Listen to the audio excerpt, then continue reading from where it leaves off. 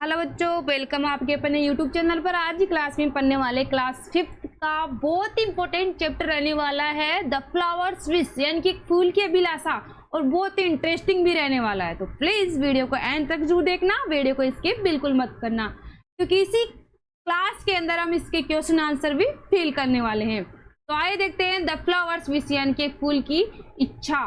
Wish यानी होता है इच्छा। Let us explore हंसापिक some नाइट जैस्मिन फ्लावर। एक नाइट जैस्मिन नाम का एक फूल है, फ्लावर यानी फूल है। Suggest her wherever she can use this flower, यानी कि वह इन्हें कई तरीकों से उपयोग कर सकते हैं। हंसा है जो वो नाइट जैस्मिन का फूल तोड़ती है। सजेस्ट यानी कि उपयोग, यानी कि वो उसे कई तरीके से उपयोग कर सकती है। Now if the flower could speak, what would be its opinion about the use latest about? यानी कि अगर नाइट जैस्मिन का फूल बोल पाता तो शायद उसका विचार कुछ इस तरह होता है। आइए तो देखते हैं कि अगर वो बोल पाता नाइट जैस्मिन का फूल तो इसका विचार किस तरह होता। I do not wish to get woven, फूल बोल रहा है I do not wish to get woven in fairs jewels bright, मैं परियों के चमकीले आभूषणों में बुना जाना नहीं चाहती। ब्राइट यानी होता है चमकना,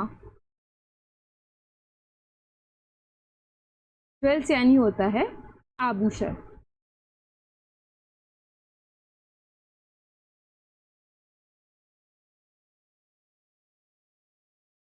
जो फूल है उसकी यह अभिलाषा है कि मैं परियों के चमकीले आभूषणों में बुना जाना नहीं चाहती। फेयर्स यानी होता है परी।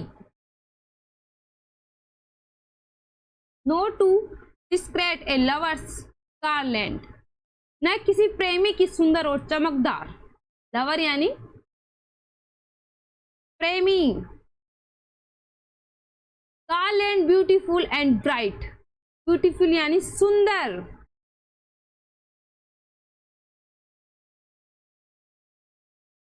एक फूल की अभिलाषा है कि ना तो मैं परियों के आभूषणों में चमकना चाहती हूं, ना ही किसी प्रेमी की सुंदर और चमकदार माला में सजना नहीं चाहती। ब्राइट यानी चमकना, पहले ही बता दिया था।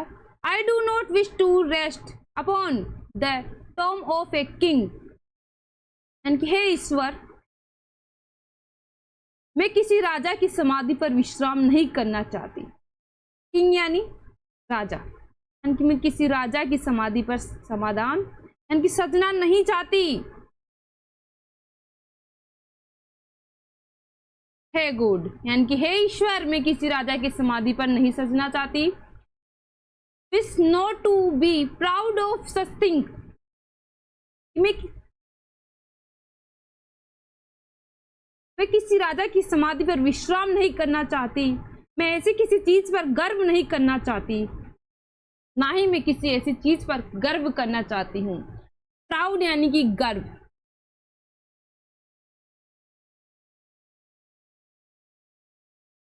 यानी कि उसका कहना है कि मैं ना ही तो किसी परियों की माला में सजना चाहती हूँ, ना ही किसी प्रेमी के हाथों में सजना चाहती हूँ, ना ही किसी राजा की समाधि पर सजना चाहती हूँ। हे गॉड, ना ही मैं अपने आप पर गर्व करना चाहती हूँ, यानी कि मैं ऐसा नहीं सोचूंगी मैं इतनी जगहों पर ऐसे ऐसे इस्तेमाल हो रहा हूँ तो मैं उसका गर्व करूँ, तो ना ही मैं उसका गर्व करना चाहती हूँ। कल्क मी ओ गार्डनर, कल्क मी ओ गार्डनर। हे माली, गार्डनर यानी माली। फूल की अभिलाषा है कि हे माली, अपने कोमल हाथों से मुझे उखाड़ दो। With your gentle hand, gentle यानी कोमल, यानी कि मैं आप अपने कोमल हाथों से मुझे उखाड़ लो। हैंड यानी हाथ। एंड कस्ट मी ऑन द पथ, पथ यानी रास्ता।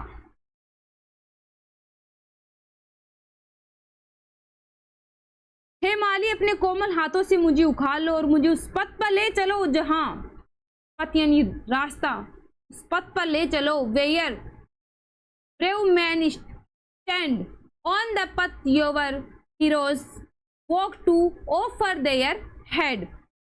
मुझे उस पथ पर ले चलो जहां वीर खड़े हैं, उस पथ पर जहां वीर अपना शीश अर्पित करने चलते हैं। To the motherland your countless warriors have bled, यानी कि मातृलैंड यानी कि मातृभूमि, उस मातृभूमि के लिए जहां अनगिनत, काउंटलेस यानी कि अनगिनत, मातृभूमि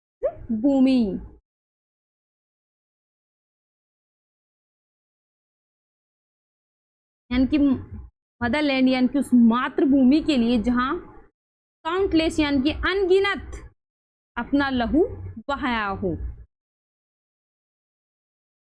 जैसे आपको इस पिक्चर में दिख रहा होगा कि इन फूलों को कहाँ पर सजाया जा रहा है, किसी वीर योद्धा की समाधि पर। उसकी यही इच्छा थी, तो इसकी इच्छा पूरी हो चुकी है। जो एक फूल था उसकी क्या अभिलाषा थी, ये यहाँ पर हमने देख लिया है।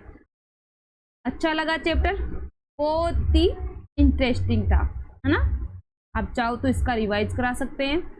आई do not wish to get woven I fair jewels bright, यानी कि मैं किसी भी परियों की चमकदार माला में नहीं सजना चाहती। No to discrete a lover's garland beautiful and bright, यानी कि ना ही किसी सुंदर प्रेमी की हाथों में चमकदार माला सजना चाहती हूँ। हे ईश्वर, I do not wish to rest upon the tomb of a king, tomb यानी समाधि, पहले नहीं लिखा है था लेकिन अब लिख लो समाधि। ना ही किसी राजा की समाधि पर सजना चाहती हूँ। Wish not to be proud of such thing, यानी मैं स्वयं पर भी गर्व नहीं करना चाहती। पल्क में ओ गार्डनर, यानी कि हे माली, विथ योर जेंटल हैंड, यानी कि आप अपने कोमल हाथों से, एंड कस्ट मी ऑन द पथ, यानी कि कोमल हाथों से तोड़ो और मुझे उस रास्ते पर ले चलो जहां पर your brave man stand on the path your heroes, यानी कि उस रास्ते पर ले चलो जहां वीर खड़े हैं, उस पथ पर जहां वीर अपना शीश अर्पित करने चलते हैं। Walk to offer their hand to the motherland your countless warriors have bled, यानी कि मातृभूमि के लिए जहां अनगिनत योद्धाओं ने अपना लहू बहाया हो। मैंने आपको 2 बार रिवाइज करा दिया। आई होप आपको समझ में इजीली समझ में आ गया होगा। तो इसके क्वेश्चन आंसर है वो देख लेते हैं। इसके let us learn new word, यानी कि निम्नलिखित आइए नए शब्द लिखें। Let us learn new word, यानी कि न्यू यानी नए शब्द लिखते हैं। Find the meaning of the following word, following यानी पहले भी बताया था और बता रही हूँ, लिख लेना। फॉलोइंग यानी निम्नलिखित question, word and use them in your sentence, यानी कि निम्नलिखित शब्दों के अर्थ ज्ञात कीजिए और उन्हें अपने वाक्यों में प्रयोग कीजिए। वुवन यानी कि बुना हुआ, वुवन यानी कि बुना हुआ। आपको ऐसे बोल रहा है कि जो वुवन है उसके ऊपर क्या बनाना, आपको मीनिंग और सेंटेंस। वुवन यानी होता है बुना हुआ,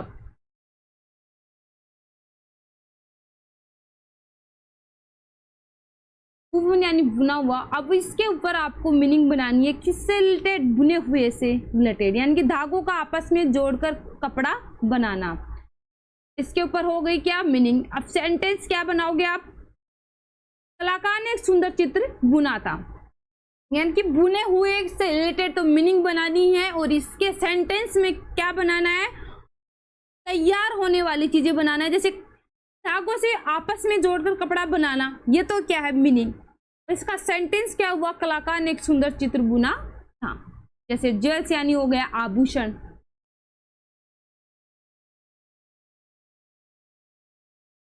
आभूषण, इसकी मीनिंग क्या हो जाएगी, अलंकरण के लिए प्रयुक्त बहुमूल्य पत्थर। सेंटेंस क्या होगा, उसने चमकदार रत्नों वाला हार पहना हुआ था।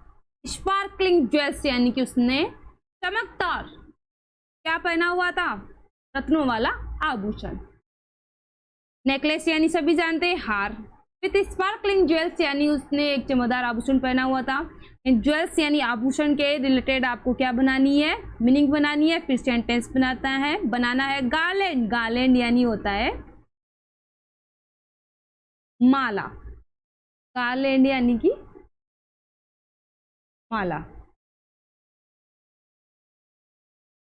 मीनिंग क्या बनानी है, गार्लैंड के अकॉर्डिंग यानी कि माला के अकॉर्डिंग, सजावट के लिए उपयुक्त फूलों की माला।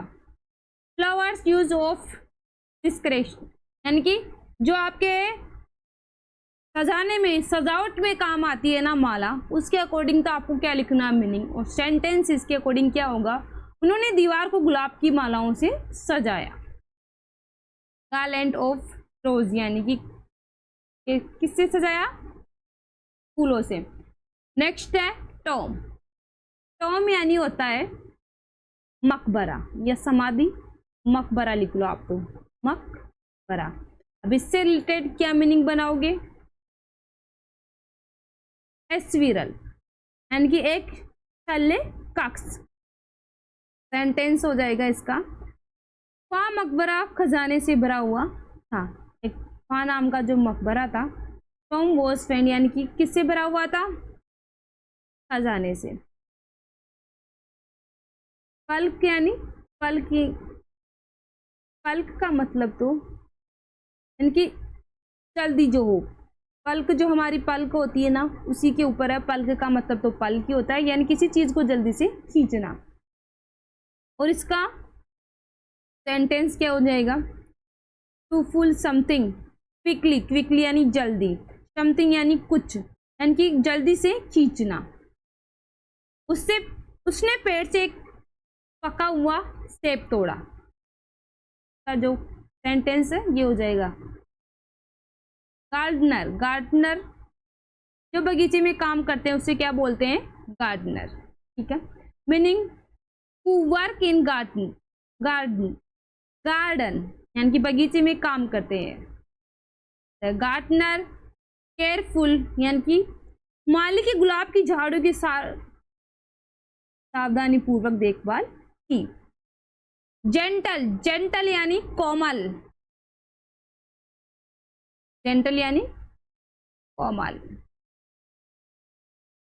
गार्डनर का तो सभी जानते हैं ना, बगीचे में काम करने वाले। ठीक है, की मीनिंग क्या हो जाएगी, दयालु और मुलायम, काइंड एंड सॉफ्ट।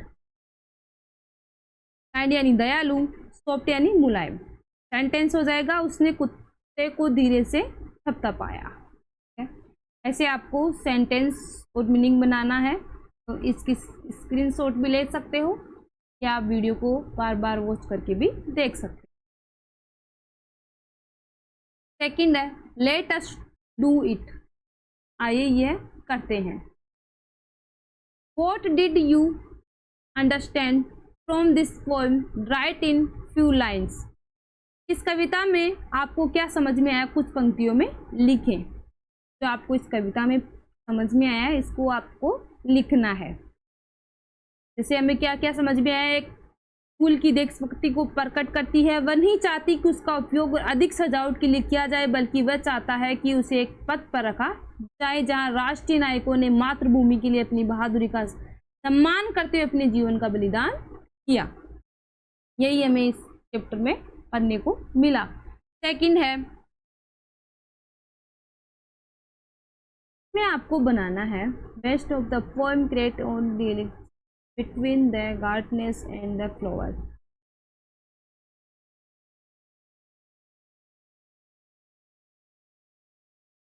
इसमें बनाना आपको कविता के आधार पर माली और फूल के बीच संवाद बनाइए। ये जो क्वेश्चन बोल रहा है, ऐसे बोल रहा है कि माली और फूल के बीच क्या संवाद हो रहा था, ये लिखना है। जैसे फ्लावर यानी कि हेलो गार्डनर यानी कि नमस्ते gardener, are you going of pluck me यानी कि क्या तुम मुझे तोड़ने वाले हो। फ्लावर यानी कि फूल ऐसे बोल रहा है कि क्या तुम मुझे तोड़ने वाले हो। गार्डनर यूज हाँ, यस हाँ। फ्लावर यानी कि हाँ फूल, कल्पना करो कि तुम कितनी सुंदर जगहों को सजा सकते हो। ऐसे आपको इसमें संवाद बनाने हैं, ठीक है। ऐसे बने हुए इसकी स्क्रीनशॉट ले लेना। नेक्स्ट क्वेश्चन है,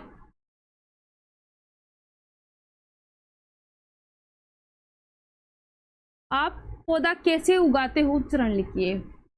how do you grow A plant, right the step.